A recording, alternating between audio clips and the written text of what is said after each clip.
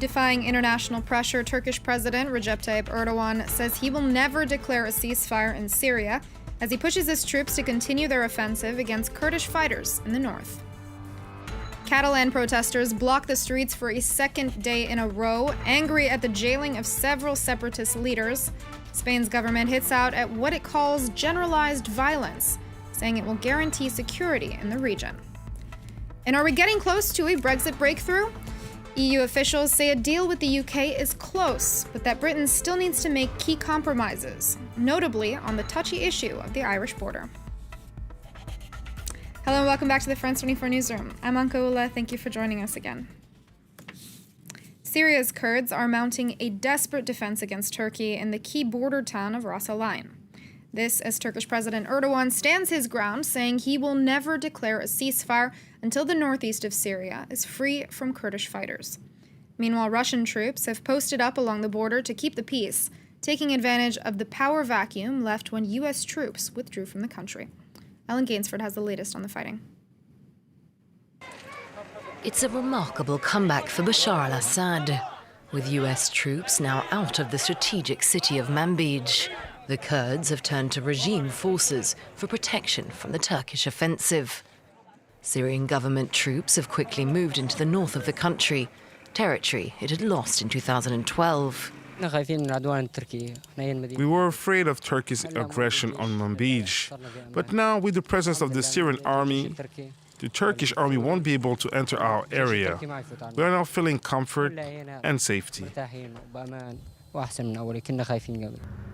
A major flashpoint in the Turkish assault, the key border town of Ras Al Ain came under shelling this Tuesday, as Ankara pushes forward to create its so-called safe zone, a strip of land separating Turkey from Kurdish forces.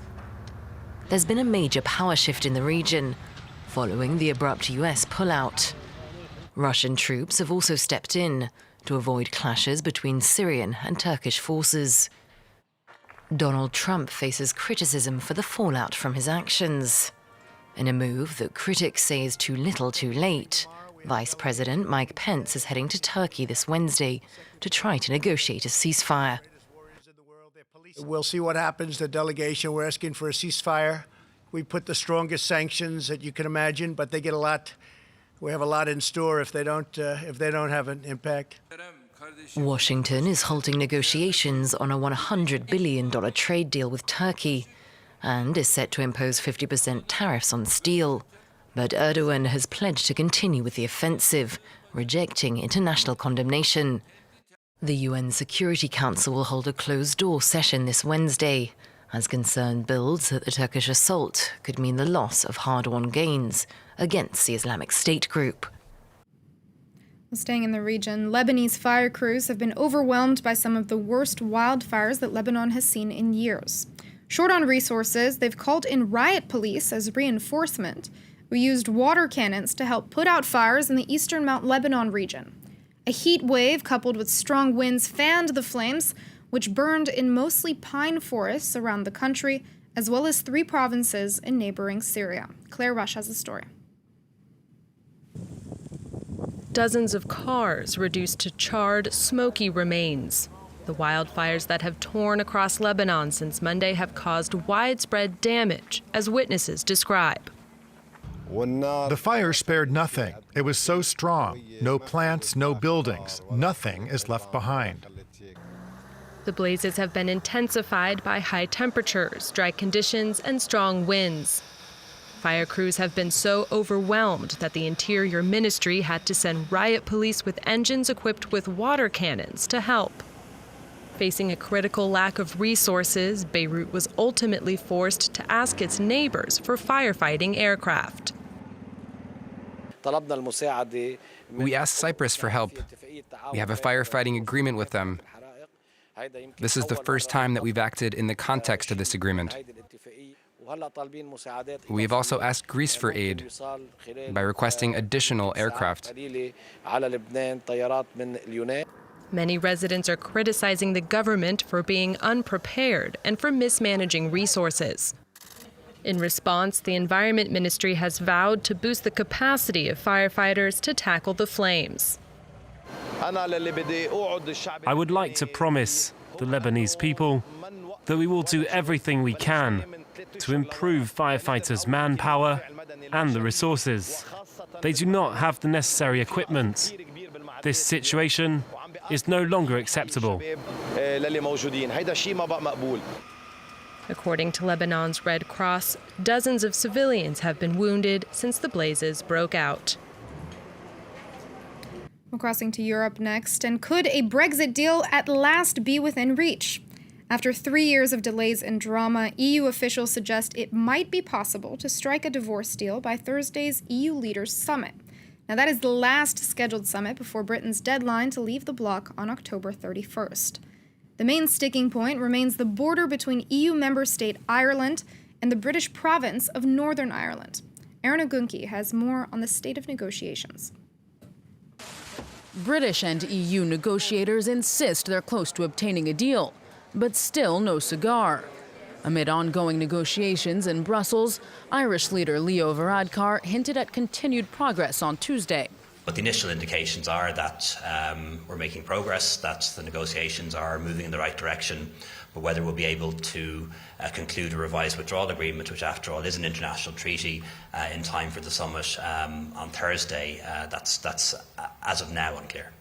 Talks between officials have intensified in recent days, with the Irish backstop still the main sticking point. The EU's chief Brexit negotiator, Michel Barnier, had given the two sides until midnight Tuesday to reach an agreement on a finalized legal text. Only then could the draft be put forward to EU leaders in time for approval at a crunch two-day meeting in Brussels starting on Thursday. The summit is seen as the last chance for the UK to leave with a deal ahead of the October 31st deadline. But even then, hurdles remain. Prime Minister Boris Johnson must also get any new deal approved by British lawmakers when Parliament convenes Saturday if he hopes to avoid yet another delay. He's relying on support from both Conservatives and the Democratic Unionists, though the head of the latter has suggested their support is not a foregone conclusion. We do want to get a deal, but it has to be a deal that respects the constitutional and economic place of Northern Ireland within the United Kingdom. And if there is to be consent, there has to be consent which is in accordance with the Belfast Agreement. In other words, there has to be consent from the nationalist community and the unionist community. Either way, observers are expecting a major showdown for this weekend's emergency parliament meeting, which will be the body's first Saturday sitting in 37 years. Over to Spain next, where renewed clashes have erupted between Catalan separatists and police. It's the second consecutive night of protests since the Spanish Supreme Court handed down heavy sentences for a dozen Catalan separatist leaders over the region's failed bid for independence in 2017. It's the capital of Catalonia, and again the center of renewed unrest over the region's failed independence bid, almost exactly 2 years ago. Thousands of pro-independence protesters converged in Barcelona Tuesday, chanting slogans, holding vigils, erecting barriers, and clashing with riot police. Earlier in the day, demonstrators blocked highways and train tracks as the consequences of earlier protests at the Barcelona airport were still being felt. Hundreds of travelers remained stranded after nearly 50 flights were canceled Tuesday. This in addition to the more than 100 planes grounded on Monday due to the unrest. The demonstrations have divided Barcelona residents. The truth is that it seems to me that the solution is not to paralyze a country economically. A change at the structural and legal levels is necessary. Those of us who are not participating in this are paying the price. It is very hard for us. The recent round of demonstrations was sparked after the announcement of tough sentences for pro-independence leaders. 9 received jail terms of between 9 and 13 years, and 3 more were fined for their involvement in the 2017 independence referendum. The Supreme Court also issued an international arrest warrant for the region's former leader, Carles Puigdemont. The Spanish government has vowed to restore security to Barcelona, decrying what it called a minority trying to impose violence. But the protests look set to continue. Separatist groups are planning marches across Catalonia from Wednesday, converging in Barcelona on Friday. The same day unions are calling for a general strike. Thanks for watching. Stay tuned to France 24.